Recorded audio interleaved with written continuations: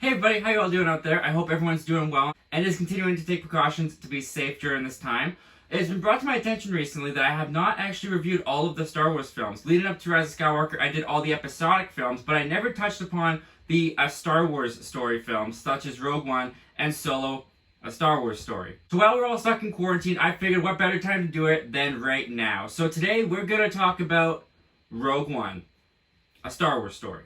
And if you'd like to talk about this movie with me, I'm welcome to do so, and I'd love for you to do so. Just comment all your thoughts and opinions down in the comment section below, and let's get a fun conversation going. And with all that out of the way, let's talk about Rogue One. So Rogue One was the first film that Lucasfilm released as part of their anthology spin-off movies from Star Wars that they were calling a Star Wars story. After Solo didn't do so well at the box office, these anthology movies seemed to be scrapped or moved to different platforms.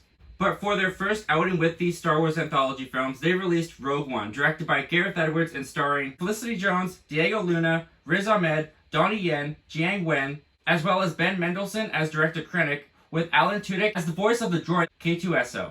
Essentially based off the opening crawl of the original Star Wars, Rogue One tells the story of how a ragtag team of rebels stole the plans for the Empire's ultimate weapon, the Death Star, and the sacrifices that came along with completing the mission. So as mentioned in the synopsis, this movie takes place right in between Episode 3 and Episode 4. So it's kind of been deemed Star Wars 3.5 for some people.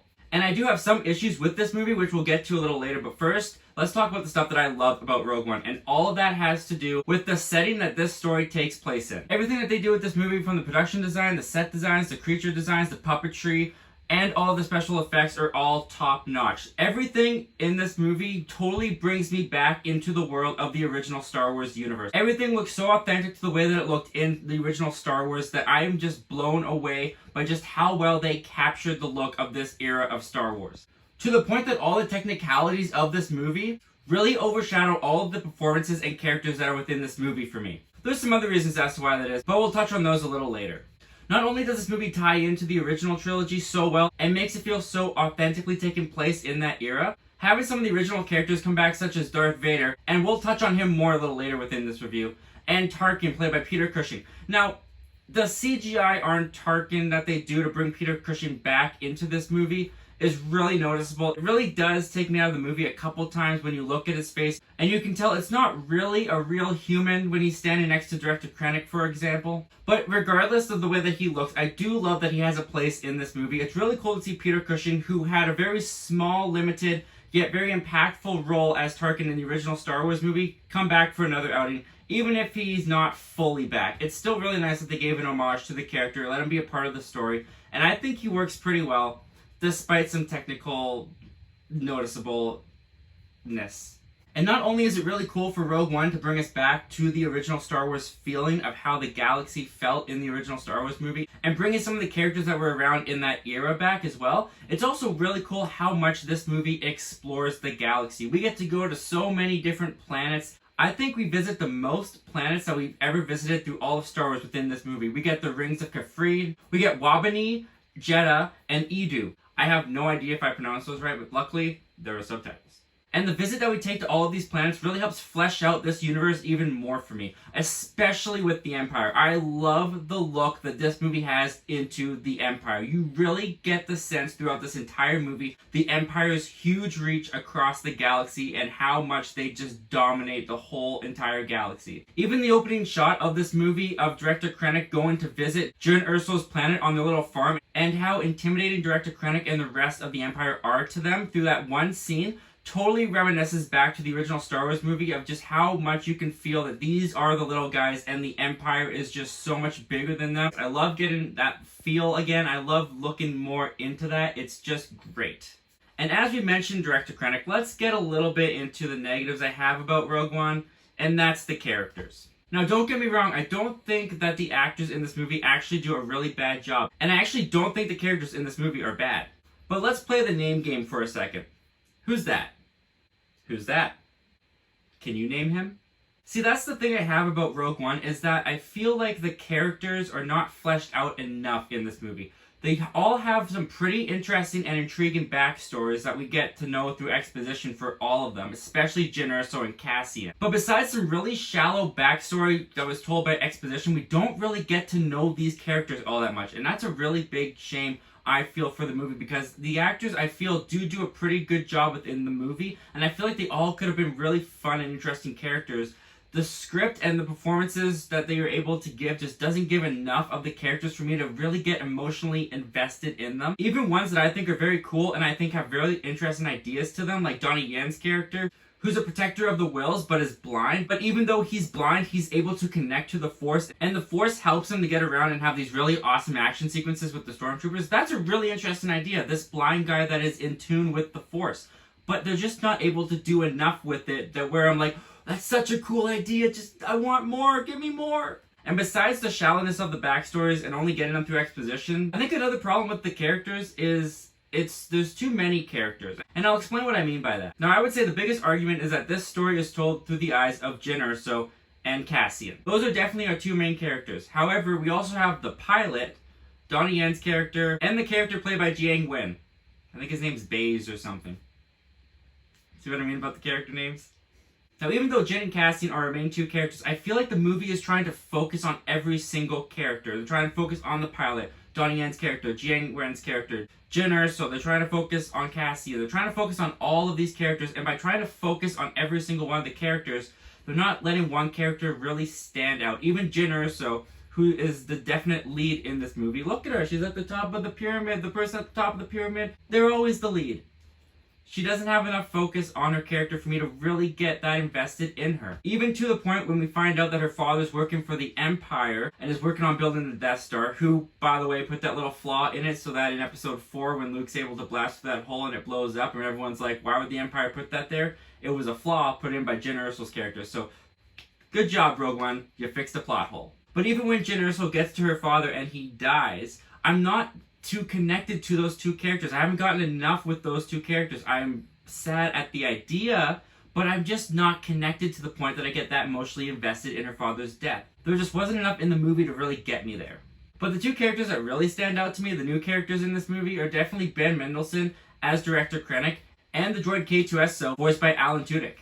Ben Mendelsohn's performance as this character fits right in with those commander officers in the original trilogy. I think he kind of hams it up a bit. He chews the scenery, but it's perfect amount of chewiness and it's the perfect amount of hamminess that he just slips right in to how those commander officers were in the original trilogy, and it just works so perfectly. Of all the new characters, I think he stands out the most. And then we have K2SO as the droid, who is the comic relief for our characters on this adventure. And the lines that he has and the way that they're delivered by Alan Tudyk are really funny. The way that he's kind of sarcastic, the way it's described is he says everything that's on his circuits, everything that's on his mind. And the things that he says in this movie to the characters, holding nothing back, can be actually really funny. One blast to the reactor module and the whole system goes down. That's how you said it. The whole system goes down. Get to work fixing their comms. Jyn, I'll be there for you. Cassian said I had to. I also love that this is the first movie that kind of demonstrated the war of Star Wars, especially in the third act. The third act of Rogue One is definitely the best part. The Battle of Scarif is so fantastic. This is easily, for me, the best looking and the best base battle of Star Wars of the entire film franchise. You can feel the grittiness, the dirtiness of this fight, of this world. You can feel the stakes of what they're fighting for, and it just gets me so much more invested into the battle that's going on of Scarif. And I really gotta give the people at Disney and Lucasfilm credit to this movie for actually killing off all the characters. The fact that we actually get to see the sacrifice of these characters dying trying to get these Death Star plans is actually really effective. I wish it was a little bit more effective, like I said, with the character problems. I do wish I was a little bit more emotionally invested when they all die. But regardless, I can see the idea, and I can see the risk of doing that, especially for a movie that's definitely going to be marketed like towards young children and families. Killing off every single character that you just followed through with the story, that's a big thing for, I think, Disney and Lucasfilm to do. So I gotta give them props for that, and it definitely works to the film and story's advantage. But of course, we have to talk about that final scene of Rogue One, which brings me to Darth Vader. Okay, so if you know Gareth Edwards and you've seen his Godzilla movie, you know that Gareth Edwards doesn't like to show the monster. In the first Godzilla movie, that was a big complaint for that Godzilla movie. You didn't really get to see Godzilla all that much. Darth Vader's usage in this movie is very minimal. He's hardly in this movie, and part of me is really disappointed by that, and the other part of me thinks he's used perfectly for this movie. Gareth Edwards totally displays Darth Vader in this movie as his monster. Darth Vader is the monster of this movie. Even with his first introduction, when we go to the planet that I'm pretty sure is Mustafar, and we see Anakin in that Bacta tank, it feels really reminiscent to a monster movie for me, and I also love this part of the movie as well, because it kind of fixes a problem I had going from the prequels to the original trilogy. Every time I finished episode 3 and then went into episode 4, I could never really wrap my brain around how this guy became this guy. They just never really coincided for me, and I'm pretty sure that's supposed to be the point of Darth Vader. Anakin dies, Darth Vader rises, and they're supposed to seem like two different entities, and also it's a long passage of time from episode 3 to episode 4. But regardless, I've always had trouble finding the bridge that connected the prequels to the original trilogy. This movie really helped find that bridge for me. When going from episode 3 and then you watch Rogue One, it's almost like a revisiting of Anakin, like where is he now? And you get to catch up a little bit more gradually to episode 4 of, oh, this is what he is now. He's become Darth Vader and this is who Darth Vader is. And hearing James Earl Jones' voice come out of Darth Vader when he first approaches Krennic was such an awesome moment in the movie theater. It was my first time hearing Darth Vader's voice on the big screen surround sounds. You could feel just how intimidating it was, and I just loved hearing James Earl Jones' voice for the very first time on those big theater speakers. I'll never forget it. But after that scene, you don't really get to see Vader for the rest of the movie till the end, and the end that they do with Vader had me shrieking in the theater like a little schoolgirl. I was so excited. You finally get to see the savage Darth Vader that we've heard stories of for so long. When he's going through that tunnel, relentlessly taking out all these rebels as he's trying to get those Death Star plans back, you can just feel there is no hope for these rebels and Vader is not holding back. I think there's just so much more that's happened between episode 3 and episode 4 and so much with Vader that you could tell that I've just wanted a Vader movie for so long. But if we never get a Vader movie, this scene alone is enough to satisfy me. This is the Vader at his prime. He is taking down these rebels. It is so horrifically yet satisfyingly glorious to see. And of course, the movie ends with the rebels passing the Death Star plans off to Leia with some more iffy CGI as the movie ends and takes us straight in to Star Wars Episode 4: A New Hope. Despite some character flaws and some flaws with the characters within the story and how they're used, I just love the feeling that this movie gives of just revisiting that original trilogy world. I think that is what the appeal is to Rogue One for me. Rogue One totally gives me the feelings that the original Star Wars trilogy gives me. Every time I watch the original Star Wars trilogy, I'm so transcendent and immersed into the galaxy and the world that the characters inhabit that I totally lose myself out of this world and into the Star Wars world. That's exactly what happens when I watch Star Wars Rogue One. Even with all the flaws, you can't deny that this movie is still a lot of fun. It's very cool. A lot of fun action. I love seeing the war of Star Wars. And not only does this movie connect very well to the original Star Wars film, it actually kind of improves it a little bit for me. Not a perfect Star Wars movie, but nonetheless, it's a very fun one. Anyway guys, those are all my thoughts and opinions on Star Wars Rogue One. But what do you guys think of Star Wars Rogue One? Comment down below, let me know. I want to know all your thoughts and opinions about this movie. And guys, I'll be back a little later to talk about Solo, a Star Wars story.